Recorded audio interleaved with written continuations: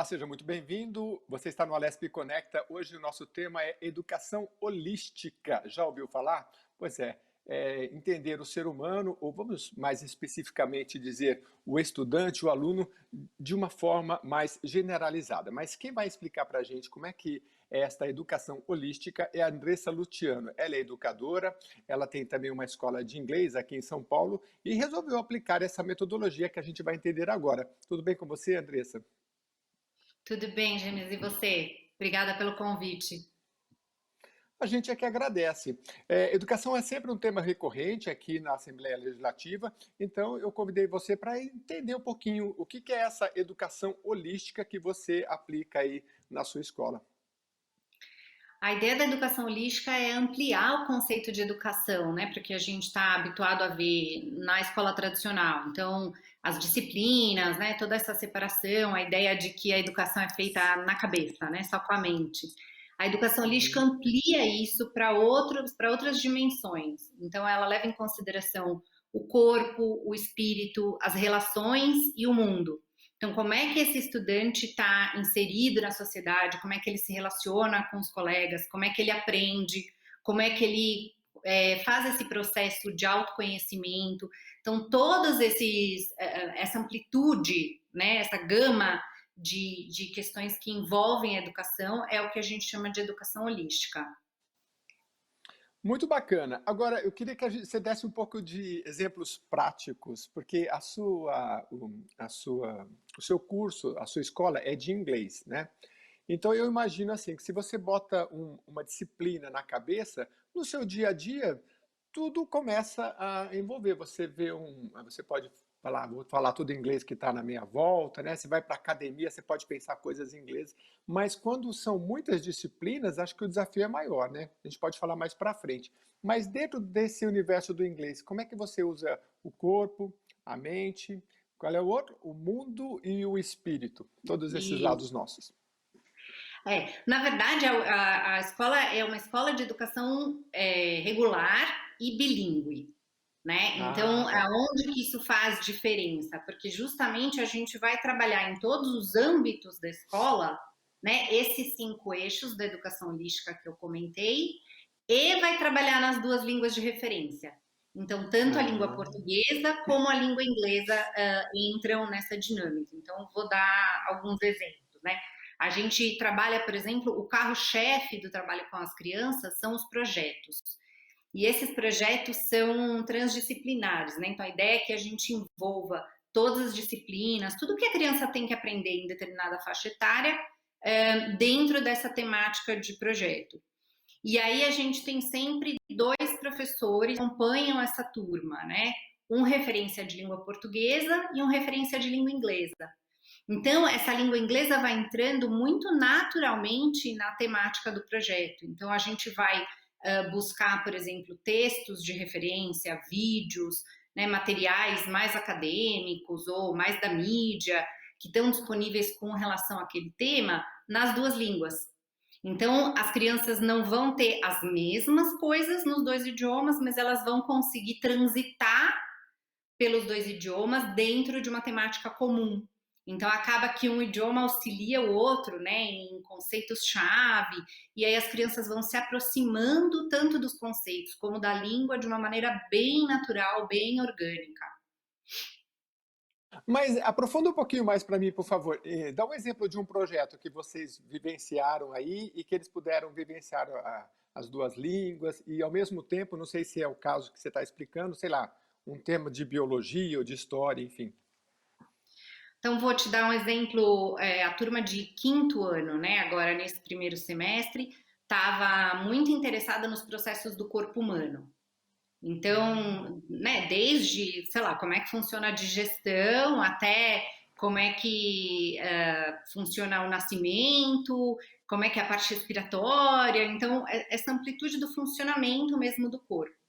Então, como os projetos para a gente, né, eles nascem a partir do interesse das crianças, são os próprios professores que vão montando esse material que vai somar no projeto. E aí essa busca é que acontece nas duas línguas. Então, por exemplo, um dos textos de referência para falar sobre sistema digestório pode ser um texto em língua portuguesa. Mas, de repente, um vídeo para complementar esse texto de sistema digestório é um vídeo em língua inglesa.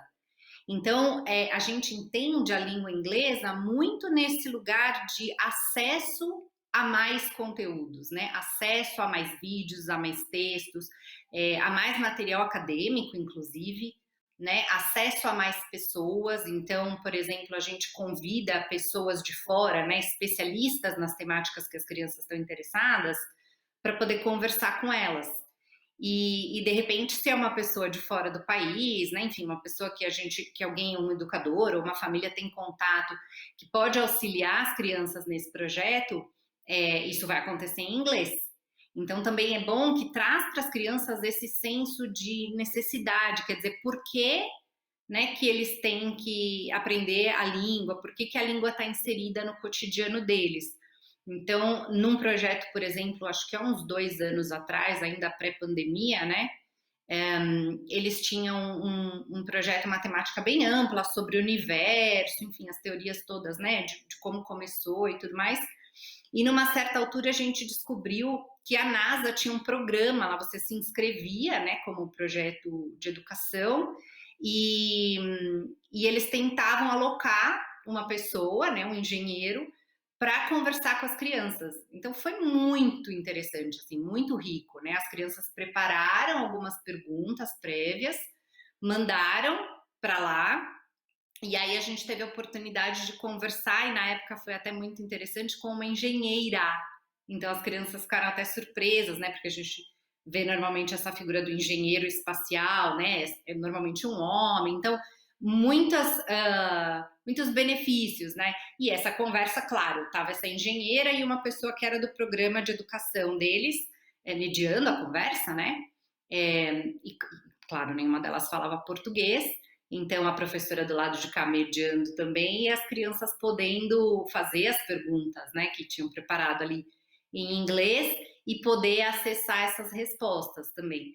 E aí entram muitas coisas, né? Entra a questão do idioma, entra toda essa questão do trabalho com projetos, né, numa amplitude muito maior do que a gente está habituado a ver quando as disciplinas são separadas, e entra também, entram vários dos valores da educação holística, né? Porque tem desde a parte cognitiva que acontece aí na hora que eles estão acessando esses conteúdos, mas tem toda uma questão da relação, como é que eu me coloco nessa conversa, como é que eu atuo dentro desse grupo, né? Para poder acessar os conhecimentos e utilizar da pessoa ali que é especialista e que está me ajudando. Então, a gente consegue ampliar o escopo, né, de atuação da escola, tendo como pano de fundo aí os valores da educação holística. Então, acho que esse é um exemplo bem palpável, né? Daí eu lembrei, por exemplo, de alunos do Japão que tiveram uma conversa com o Yuval Harari, que é aquele historiador israelense, direto ele num painel, só que no caso os alunos japoneses faziam as perguntas em inglês, né? Me parece que é aluno do ensino médio, né? Falei, nossa, que fantástico. Há tantas possibilidades, né? O inglês abre muitas portas. Mas quando você fala que a sua escola é de ensino regular, você está querendo dizer até o ensino médio? Não. E isso, a gente atua com todos os ciclos, né? Da educação infantil, aí Fundamental 1 e 2, e agora subindo para o ensino médio. Então, E tem quando todo você. o ensino regular, né? Só que a Certo. escolha pedagógica filosófica é da educação holística. E dá para pensar, nesses projetos, assim, só em meio período ou tem que ser em tempo integral? Então, a gente fez como escolha trabalhar o período estendido, né? Então, a gente é uma escola que trabalha período único, né? Todas as Uhum. crianças ficam na escola de 8 às 15.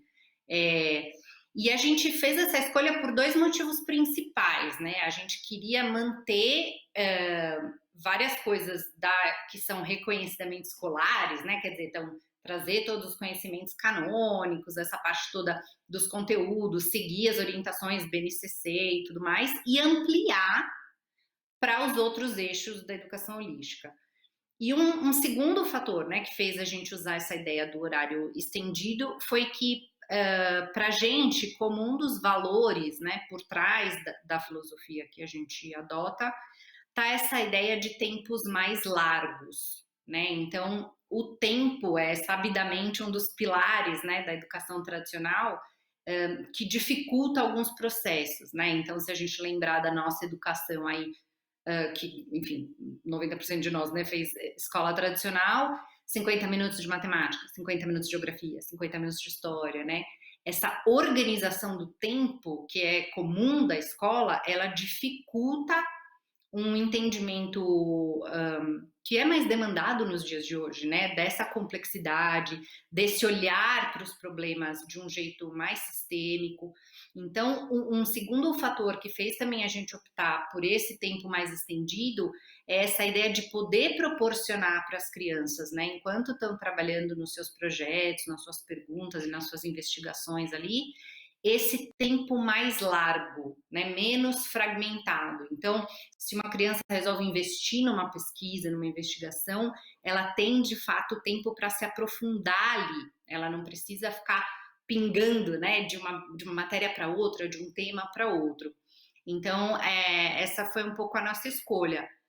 Agora, é possível fazer em menos tempo, o que eu acho só é que escolhas precisam ser feitas, né? Então, eu acho que é uma coisa que a gente faz com frequência com os educadores, é olhar para a nossa dinâmica do dia a dia, né? A rotina mesmo das crianças, e entender das nossas práticas ali do dia a dia, o que faz sentido a gente continuar fazendo e o que de repente, né, já cumpriu a sua função, já dá para ser numa lógica diferente. E aí a gente também tem como prática revisitar a nossa rotina e abandonar coisas, né? Então eu acho que nesse sentido, aí a gente consegue fazer um ajuste de tempo se você for fazendo escolhas de prioridades aí, né? Eu achei interessante a sua história, porque me parece que você resolveu criar essa escola por causa do seu filho, alguma coisa assim. Se der tempo, você conta depois para a gente. É que o programa é muito rápido. Mas eu queria aqui, então, aproveitar o tempo para dizer o seguinte: como preparar, então, esse aluno para as exigências de um Enem, que tem tantas profissões, né? Mas assim, é aquela coisa, digamos, mais, né? Como você disse, tem que seguir as normas da BNCC, enfim, né? Ao mesmo tempo, a gente vive num mundo assim, você está preparando o aluno para o Enem, muitas vezes, mas e preparar para a vida, acho que é o olhar que você tem, né? Porque é muito dinâmico. Eu conversava com um camarada, ele falou, cara, hoje eu pago os meus alunos para trabalhar com meus alunos, os meus funcionários, que são muito jovens, com tecnologia. Eles não querem trabalhar 5, 10 anos na minha empresa. Eles trabalham um ano, faz 3 projetos, falam, vou fazer uma viagem, depois eu volto. E aí eles querem estudar outra coisa, né? Então é um desafio grande, né? Você preparar para o Enem e outro preparar para a vida, né? Como é que você equaliza isso? Essa é uma conversa que a gente tem constantemente com as famílias, né? Acho que é uma preocupação de famílias que vêm buscar escolas como a nossa, de entender essa coisa dessa preparação para o mundo, mas também ter ali como dados de realidade, né? Quer dizer, uma entrada na faculdade, um vestibular ainda muito tradicional, né? Um Enem que eu acho que vem tentando mexer um pouco no seu formato, mas ainda carrega, né? Toda essa carga das disciplinas, enfim, e do formato mais tradicional. Então, na prática mesmo, a gente vem fazendo o quê, né? A gente entende que essa prova, ela é importante, mas ela não precisa ocupar a vida das crianças dos 2 aos 16 anos, né?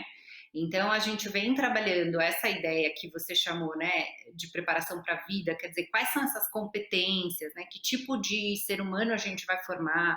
O que a gente entende que é importante no mundo que a gente está vivendo, né, de tanta complexidade, de problemas tão sistêmicos. Então, a gente vai trabalhando isso com as crianças nos anos de base, né? Então, educação infantil, Fundamental 1, Fundamental 2, a gente segue esse trabalho muito focado na educação holística, né? Então, um trabalho profundo de autoconhecimento, para que as crianças possam aprender a se observar, aprender como eles aprendem, inclusive, né? Saber depois buscar outros conhecimentos que de repente não foram ofertados aí pela escola. saber onde estão as dificuldades, né, os pontos fracos, onde eles precisam mais de ajuda. Então, isso tudo a gente vai trabalhando nesses ciclos básicos. E agora que a gente sobe para o ensino médio, aí tem um olhar mais focado para a demanda. Né? Então, quer dizer, se esse aluno está entendendo que ele vai fazer, quer uma faculdade, quer uma área de atuação que de fato é bem seletiva, né? Tem essa questão do vestibular como barreira de entrada mesmo, aí a gente vai focar esse ensino médio mais direcionado nessa preparação. E aí tem, né, desde uma continuação de conteúdos aí que são, enfim, os necessários, né, de novo, os da base e tudo mais, até uma questão muito prática, né, porque esse tipo de prova é uma habilidade de fazer a prova, né, ela tem um jeitão muito característico, ela tem um estilo de preenchimento até, né, uma questão do tempo, uma questão dessa logística de prova. Então, é um trabalho desde as questões, né, emocionais que vêm com eles desde lá de trás, uma continuidade dessa parte dos conteúdos, e aí sim, já eles agora mais velhos, né, entendendo essa escolha, um foco mesmo nessa ideia de preparação para a prova, né, como é que eu faço isso, como é que funciona, quais são as estratégias. Então é um pouco nesse olhar que a gente tem apostado. Mas acho que numa conversa muito franca, né, com as famílias, de que a gente trabalhar o aluno, por exemplo, desde a educação infantil com foco nesta prova é um desserviço, né? Porque aí a gente não tem tempo hábil depois para fazer o contrário, né? Você prepara ele 16 anos para um dia de prova e no dia seguinte a prova ele passou e o que eu faço agora, né? Então a gente tem apostado um pouco numa lógica invertida. Exatamente. Como diz o popular, é como um cachorro caiu da mudança, né? Às vezes você paga 5 anos, né? Por exemplo, no direito, aí você faz a OAB, passei, né? E agora? O que Agora eu eu tenho faço que agora com trabalhar, essa montar vida, um né? escritório, né? O que eu faço com essa minha carteira, né? Então, assim, é realmente. Porque se você fosse preparado mais para a prática, lá no curso da faculdade, seria muito diferente, né? Embora. Em relação, acabei de falar da ordem aqui, eu estava lendo uma matéria que, olha, chama O que ninguém te conta sobre a educação na Finlândia. É da Nova Escola. Põe esse título aí, que você que nos acompanha, que é bem legal. E o vamos dizer o nome do cidadão aqui, olha, é o finlandês Jarkko Wikström, diretor de operações da Finland University na América Latina. Ele fala muitas coisas interessantes, porque e eu queria a sua opinião sobre isso. Olha, uma delas é que ele fala assim, olha, engana-se quem pensa que ao apostar na educação, a Finlândia investiu em salas de aula com a melhor tecnologia do momento. A gente usava o que tinha. Muitas das escolas, aliás, eram feitas de madeira e ficavam 15 quilômetros de uma região habitada. A chave do sistema educacional não estava no espaço ou no material. Há uma onda de inovação educacional em que o pessoal presta muita atenção na sala de aula. Mas as escolas investem muito nisso e chamam de espaços inovadores. Mas é a mudança do paradigma para o conteúdo e aprendizagem? Pergunta ele, né? A mudança de paradigma e aprendizagem. Quem lidera mesmo esse processo é o professor. E nós sempre nos concentramos nisso. Então, eu queria que você comentasse um pouco e trouxesse isso um pouco para o nosso sistema público, né? O que a gente pode, com poucos recursos, porque tantos países fizeram, China, se você pegar a Coreia do Sul, na década de 60, era igual ao Brasil. Eles contam a história da Finlândia, passaram por guerras, passaram assim, muito recentemente, na década de 90, por crises dramáticas, e conseguiram, né? Como é que é esse olhar seu para a educação pública, que você acha que a gente, aqui ele fala do professor, né? Que a gente pode trazer um pouco dessa sua visão de holística, enfim. Eu acho que é a chave mesmo, assim, eu acabei de entregar uma tese de mestrado e uma dos pontos, né, chave, assim, para a mudança é uma coisa que a gente chama de isomorfismo, que é justamente a ideia de você poder oferecer para o professor as mesmas condições que você deseja que ele ofereça para o aluno, né? Então, se a gente está falando de um aluno protagonista, um aluno autônomo, né, um aluno com iniciativa, com criatividade, a gente precisa fomentar e dar as condições, né, para que o professor possa atuar da mesma maneira, né? Então, essa condição do professor ser autônomo, essa condição do professor ser autor. Então, como é que dentro das instituições a gente consegue fomentar esse espaço que possibilite ao professor, porque ele, no fim, é o especialista, né? Ninguém entende melhor do aluno dele do que ele. Então, eu acho que mudar essa dinâmica, e eu tenho conversado com algumas pessoas enfim, de diferentes lugares, né, mas de gestão pública, e eu acho que esse olhar está começando a chegar, né, de mudar um pouco essa ideia, de ter uma ideia aqui no topo, e aí mandar para as escolas e para os professores e falar, pessoal, aplica aí, né, e os professores nem sabem de onde veio essa ideia, cada hora é uma novidade, né? Uma panaceia, agora sim isso vai resolver todos os problemas. E ele absolutamente não fez parte dessa conversa, ele não fez parte dessa dinâmica, e aí chega um pouco essa ordem, né? Que ele tem que fazer, de repente, mudar tudo que ele fazia, sem nem saber muito porquê. Então, mudar isso para uma dinâmica de participação do educador, né, dessa pessoa que está lá no chão da sala de aula, e ele participar das discussões, né, então essas discussões e essas mudanças acontecerem muito mais da unidade escolar para o topo da gestão do que o contrário, né, eu acho que essa é a chave, e quando a gente pesquisa Finlândia, né, que eu acho que, claro, é muito referência, isso é o que os documentos falam em todos os lugares, né? Quer dizer, o professor de sala de aula, ele tem total autonomia para organizar o seu projeto, para organizar o seu processo de ensino, né? É ele que conhece aquela comunidade, é ele que conhece aquele aluno, as suas dificuldades, as suas potências. Então, acho que tem muita ajuda da rede, né? Essa rede de escolas, rede de professores, e aí, claro, toda uma gestão pública, mas a gestão, ela está muito mais no lugar de dar condições para, né, do que de efetivamente dizer como vai fazer.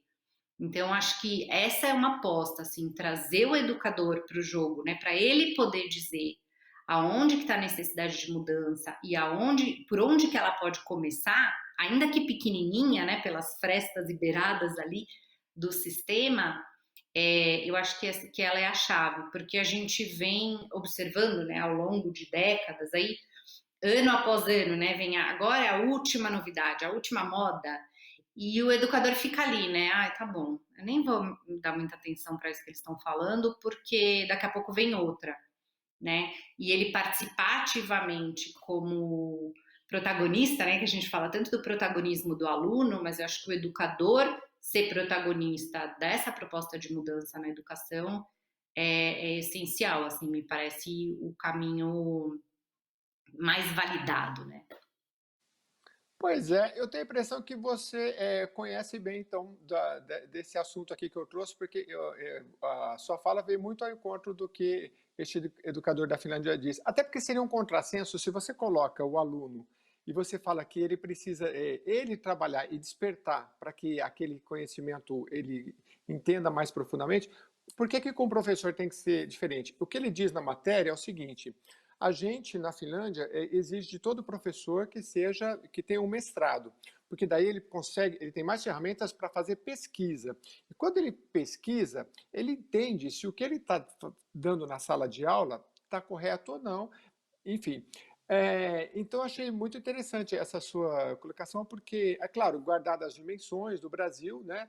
Mas é, como a gente colocou no começo, tem vários países que conseguiram fazer essas diferenças, né? Eles conseguiram fazer com que o professor realmente seja um protagonista.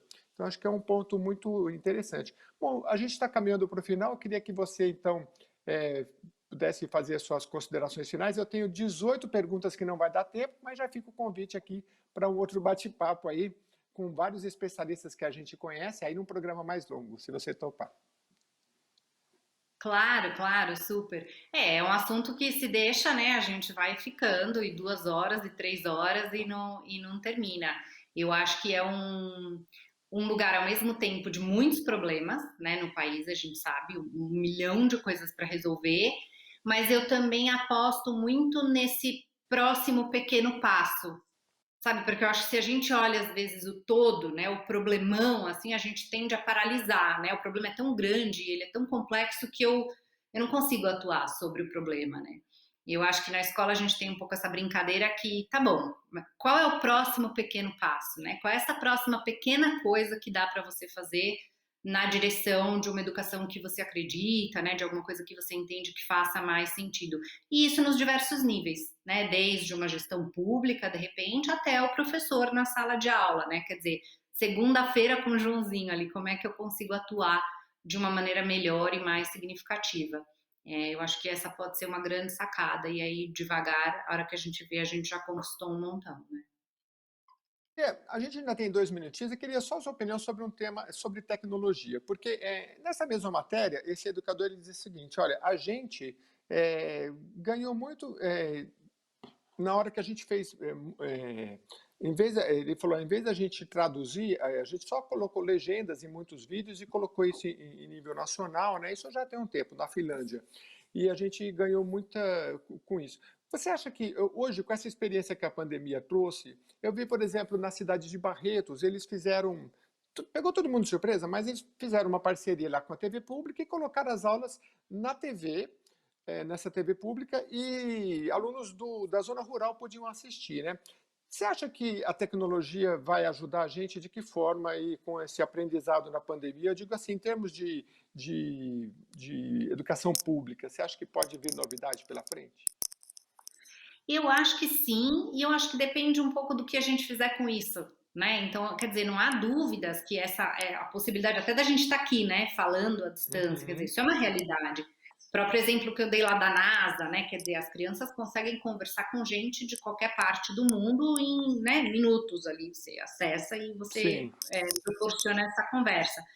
E inclusive a conteúdos de qualidade, né?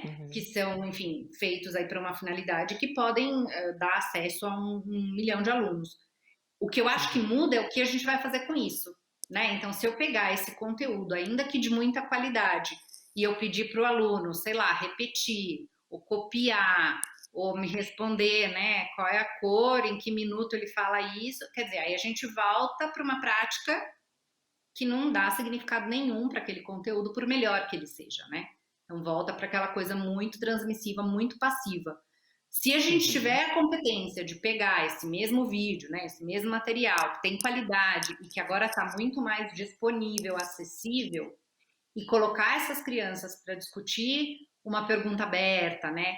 Colocar a opinião deles em cima do que eles acabaram de assistir, vincular aquilo a questões da sua própria realidade, né? Então, eu lembro de uma ocasião, por exemplo, que as crianças estavam discutindo formas de governo, né? Então, enfim, monarquia, democracia, e crianças bem novas, né? F1 ainda. E aquilo parece muito grande, né? Muito abstrato, fica uma coisa meio uma decoreba. E aí eles passaram para um jogo de como é que aquilo atuava no dia a dia da escola, né? Então, quer dizer, se a escola fosse uma monarquia, quem que fazia o quê? Quem que mandava em quem? Como é que eram as regras? Como é que a coisa funcionaria? E numa democracia? Então, aquilo foi sendo trazido, né, para essa realidade do dia a dia deles e começou a fazer muito mais sentido. Então, aí eu volto para a figura do professor, né? Quer dizer, a gente pode ter acesso ao melhor material do mundo e isso pode fazer muita diferença, mas vai depender do lugar que aquele professor ali que está mediando, né, o acesso da criança ao material, o que que ele vai dar espaço para acontecer, né? O que que ele vai propor, o que que ele vai ser capaz de fomentar. E eu acho que essa é a diferença crucial, né? Já existe um número razoável de pesquisas, porque teve uma época que o receio da tecnologia era que então o professor ia desaparecer, né? Porque a gente ia ter tanto acesso a conteúdos que a figura do professor não ia mais fazer sentido. E o que essas pesquisas têm mostrado é justamente o contrário, né? A mediação de qualidade é que faz a diferença. Então, os conteúdos estão ali disponíveis, mas não significa que a gente vai acessar um conteúdo e vai sair com conhecimento, né? É essa mediação, é essa provocação, é esse lugar de vincular, né, o conteúdo que eu estou recebendo com a realidade que eu vivo aqui, que vai me dar uma competência, né, que vai me formar como um ser humano mais completo, mais complexo, e vai me colocar nesse lugar de ter uma postura mais crítica. Então, de novo, acho que a gente volta, né, apesar de toda a tecnologia, para a figura central e chave sendo o professor, ocupando esse novo lugar e esse novo espaço aí mais formador, né? numa realidade Tá. que eu acho que pede. Muito bem. Eu conversei com a Andressa Luciano, bacharel em letras pela USP, pós-graduada em educação bilíngue, pesquisadora, facilitadora da educação holística. Obrigado aí pelo seu tempo e pela sua atenção. Já deixo o convite aqui para outros momentos aí para a gente falar de educação. Muito obrigado. Eu que agradeço. E para você que acompanhou até agora a gente aqui, obrigado pela sua audiência e continue mandando as suas sugestões para ver esse programa e rever os outros. É só colocar lá no YouTube Rede Alesp, tá bom? Até a próxima edição.